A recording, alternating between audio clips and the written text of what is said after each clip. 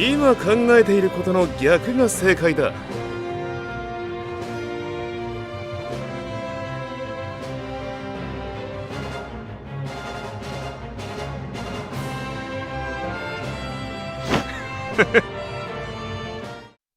Hey everyone, Silverox here, and this is Final Fantasy VI Collaboration Part 2 week. This is a set of reviews covering Celes, Setzer, and Relm, with this review focusing on Setzer, the Gambler of Fate. So, now that Setzer is, you've probably heard a lot about Setzer already, because you've heard all the things about Rainbow Teams and the combo with Len80X, so let's find out what Setzer does. So, what does the Gambler of Fate do in Octopath Traveler? He is a hunter. Yes, that doesn't have to make sense to you either, but it does. His role, but I mean, he uses bows though, so let's be real. Anyway, his role is that he's an elemental weakness implant support. And his special abilities is that he can automatically apply elemental implants and can freeze all implants on a single target for multiple turns with his EX skill, meaning that no matter how many hits a skill has, the implant stacks will never decrease.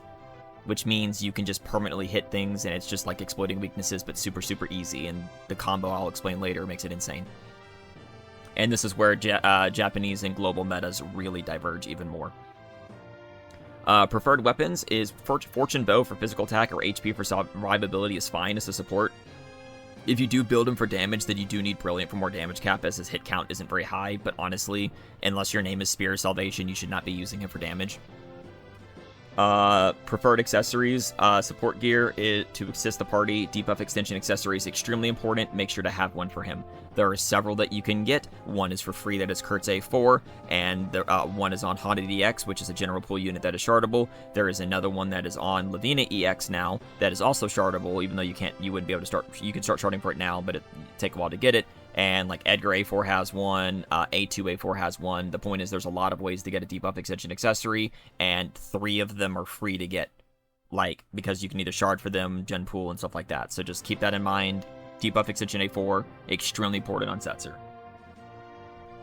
Alright, so for his passive skills, his basic passive is that Setzer's attacks will never reduce weakness implant stacks. So he can attack all day long, shield shave all day long, and he will never get rid of weakness implants by himself on his own.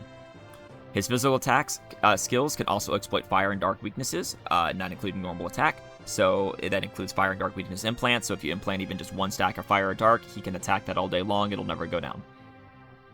His 1-star passive is at the end of the turn, implant 2 stacks of 2 random elemental weaknesses onto all foes, and it cannot be the same element twice, so it'll always pick 2 different elements. If there is a broken enemy, implant 3 stacks of every elemental weakness onto them. His 3-star passive is at the start of the turn. If there is an enemy with a certain amount of elemental weakness implant stacks, grant the following effects to all enemies once only, even if multiple foes meet the conditions. If there's an enemy with at least 3 or more stacks of an elemental weakness, of an elemental implant, AoE 20% physical attack magic down for 1 turn. That's why you want a debuff extension accessory, so that way it just keeps stacking for 2 turns, and it keeps stacking up, so that way if implants go away because you didn't lock them yet, or vice versa, or anything like that, it keeps going. Or if that enemy dies in a multiple enemy fight and the other one doesn't have implants yet, you know what I mean. Enemy with 7+ stacks, grant the front row 30% damage up when hitting weaknesses, plus raise passive limit of damage up when hitting weaknesses to 50%. So this sounds really good. It's unfortunately kind of crap, because this is all considered in the same passive damage up category. And all this does is it also raises the passive limit of damage up when hitting weaknesses to 50%. It is also hyper-specific to the type of damage up when hitting enemy weaknesses. So if you have a passive that just says like 30% bow damage up, it's not going to stack with that to 50%. Unfortunately, you do need it to be damage up when hitting weaknesses, which some units do specifically have, or some A4s have it on there.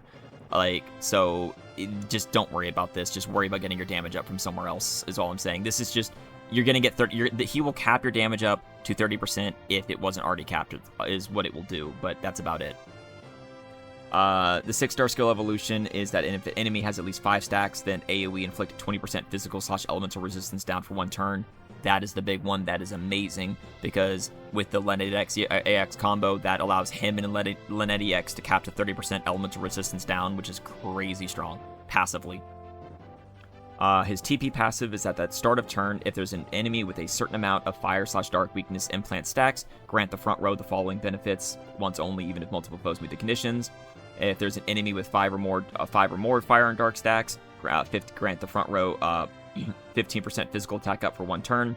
If there's an enemy with 7 or more fire and dark stacks, grant the front row 10,000 damage cap up for 1 turn. If there's an enemy with 9 fire/dark stacks, grant the front row 50,000 damage cap up with specifically bow attacks for 1 turn. The TP2 level 2 enhancement at 5 stacks also grants 15% magic attack up for 1 turn, so that'll help magic teams better. At 7 or more stacks, it now grants 25,000 damage cap up instead of 10,000, so 15,000 more. And at 9 or more stacks, now grants 80,000 damage cap up for bow attacks instead of 50,000, so 30,000 more. The enhancement priority for this is mid, because it is more damage cap, but it's not a lot of damage cap. But the extra magic attack might help for rainbow teams if you're not already capped at 50%, depending on who you're using, because both Lynette EX and Isla can both get you to 50% passive magic attack up, so that helps. But as a reminder, TP level 2 releases for global July 16th. Setzer will not have his until he reruns in the future. And then also, as a note, I have made a TP2 level 2 enhancement guide. It is linked in the description below of this video, so make sure you watch that if you haven't, if you don't understand what TP level 2 is. And for all my guides, including these and going forward, you'll notice that I will have a new section under all the TP level 2 areas for enhancement priority. It will be rated on 4 tiers: low, middle, high, and mandatory. Because TP level 2 enhancement materials are exceedingly limited and can take a long time to use on every single unit. You'll see in the video, in the guide, for a more detailed explanation of that. So I'm going to be rating the enhancement priority to help people know who to spend materials on and who not to, in my opinion. So onto his skills. His base kit, he has a front row heal that any overhealed amount converts to an HP barrier up to 2,000. Same thing as Agnea EX basically, but not quite as good. He has a 2-hit single target bow that restores 1 BP at max boost. A 2-hit single target bow that inflicts 20% physical attack down for 2 turns, plus implants 2 to 5 stacks of fire weakness. A 2-hit single target bow that inflicts 20% magic attack down for 2 turns and implants 2 to 5 stacks of dark weakness. A 4-hit AoE bow that exploits light and inflicts 15% physical defense magic defense down for 2 turns and implants 1 to 4 stacks of light weakness. And then a 4-hit AoE bow that exploits wind and inflicts 15% physical defense magic defense down for 2 turns and implants 1 to 4 stacks of wind weakness. Then his 4-star skill is a 2-hit single target bow that always reduces shields, plus implants 2 stacks of each for 2 random elemental weaknesses, cannot be the same element twice, and then at max boost reuse the skill, which will then do another 2 stacks for 2 more random elemental weaknesses. Then he has a 4-hit AoE bow that inflicts 15% physical resistance down for 2 turns, plus implants 1 to 4 stacks of fire weakness. And then he has a 5-hit AoE bow that inflicts 15% elemental resistance down for 2 turns, plus implants 1 to 4 stacks of dark weakness. So as you can see, there's kind of a theme with all his skills. He kind of has like 2 skills that one does fire, one does dark, one does magic, one does physical for debuff, so you know what I mean. Then his TP skill is a single target implant 4 to 7 stacks of fire/dark weakness, plus grant self a buff that increases the amount of weakness implant stacks placed by 2 for 4 to 7 turns. So that's a buff that basically, if he has it on himself, that increases by 2. That would increase the single target implant from 6 to 9, and that also increases the amount of implants that he passively is putting onto enemies every single turn as well. So, I mean, it can be useful, but he's also doing so many implants and freezing them that it's not that big a deal. The TP level 2 enhancement is the only change to the skills that the weakness implant buff is now granted to the front row, except that he's probably the only one on your team that's really doing weakness implants, or he's paired with Lynette EX and the row partner, which means she can't get this buff anyway. So in my opinion, the enhancement priority for this is low.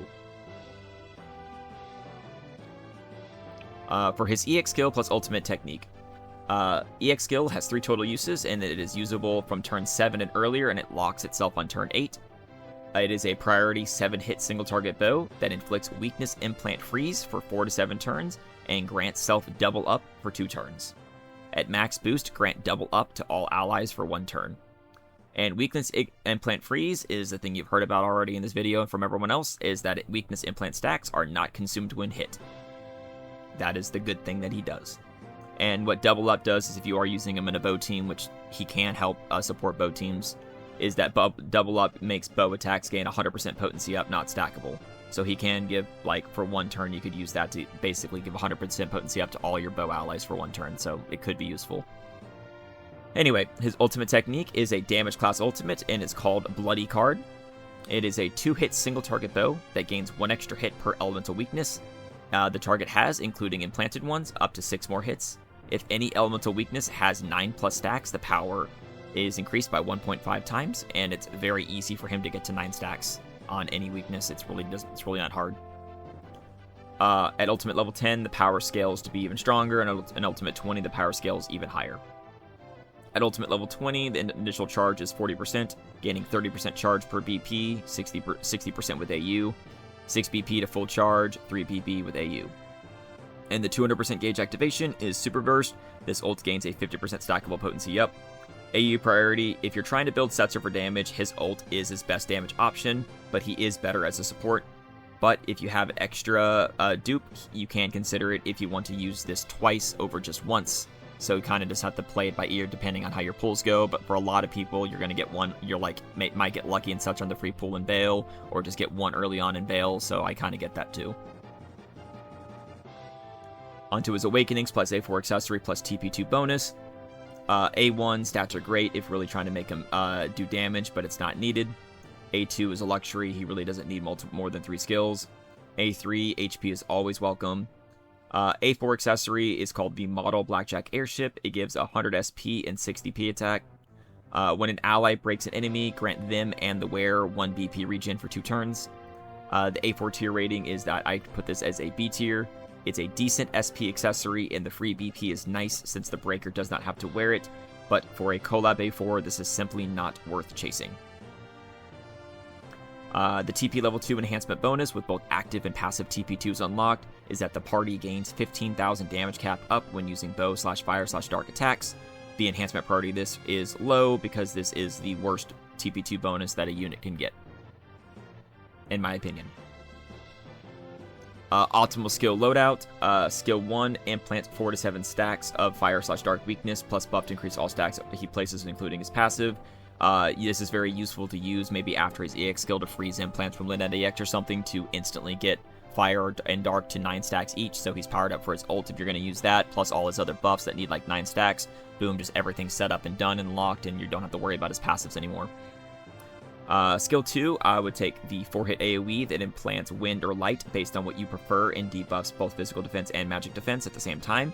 This allows him to be a very useful support to get those debuffs out, and it also implants wind or light if necessary as well. Skill 3, the 4 or 5-hit AoE that inflicts the resistance down you need, plus implants fire or dark, because one does 15% physical resistance down, the other one does 15% elemental resistance down actively, and those are just both very useful debuffs. And then skill 4, the 2-hit single target bow that debuffs physical attack or magic attack, implants dark or fire based on what you need for that fight, because that could just be another support option if you need to debuff the enemy's attack so they don't kill you.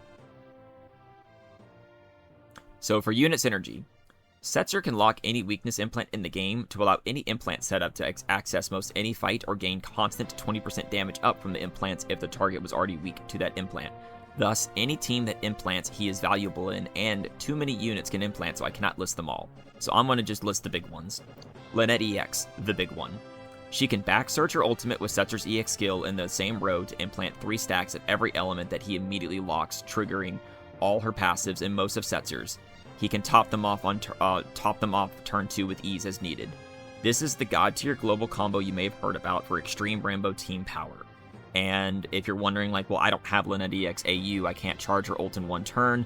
Well, like, if you have any ult charge accessory, then you can, and then you can use a pet if you only have 100% one, and this is also where the best use of Ochet EX A4 is when you get it after sharding for it, and if you're not sharding for Ochet EX A4, you should be.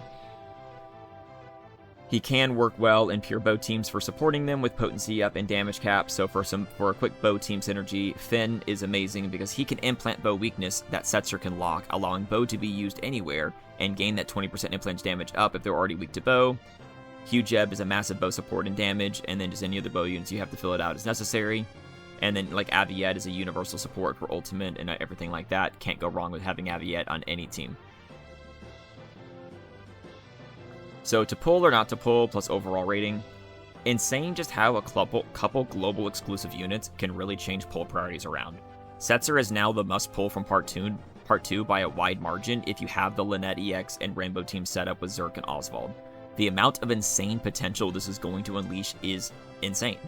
Even if you do not have Lynette EX yet, she will rerun eventually, and while there's many other units that can use implants, you can just use him to lock too. So while Relm was the must-pull magic weakness exploit support for JP, for us it's Setzer. Luckily, one copy is plenty for any uses you need. As always, pull advice is just advice. Please pull and play your own way responsibly. Tier 4, free to play, unless you have no intent on Rainbow Magic, A0 Unveil. Tier 3, low spin and passes, A0 is plenty, same as above. Tier 2, Dolphin, A0 is enough, but do what you want. And Tier 1, Whale, A4 AU. Overall rating, DPS is a B, support SS, heal C, tank not available, overall tier S+.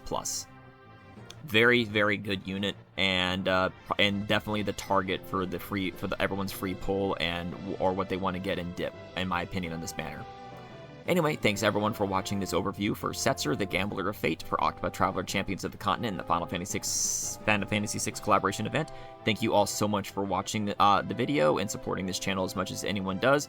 All your support and anybody that helps out, it means the world, as I'm trying to be able to do this full time due to my disability of being able to work, not be able to do normal stuff.